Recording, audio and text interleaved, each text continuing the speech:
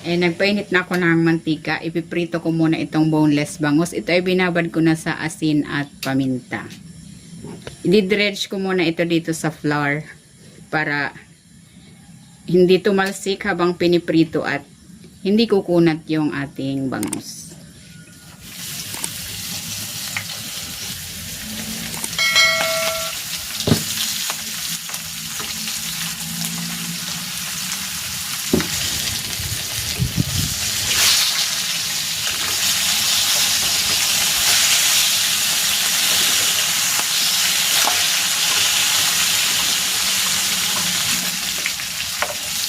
Ayan, okay na ito. Hanguin ko na.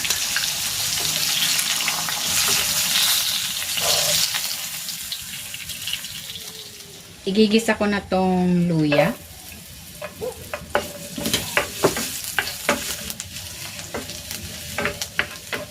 At itong bawang.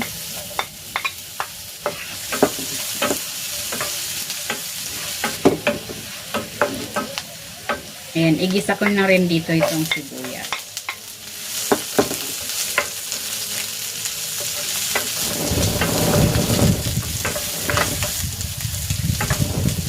Ilalagay ko na dito itong itlog na maalat. Ito ay isang pirasong itlog na maalat, dinurog ko.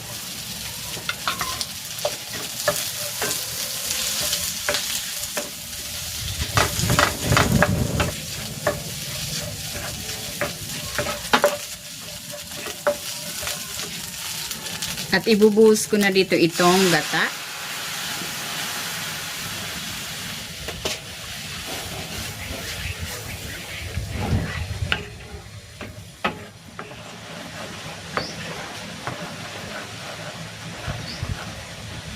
Titimplahan ko ito ng asin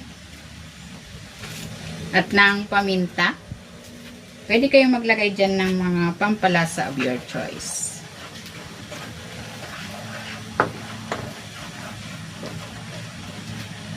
Ilalagay ko na rin tong siling labuyo. Ilalagay ko na dito itong bangus.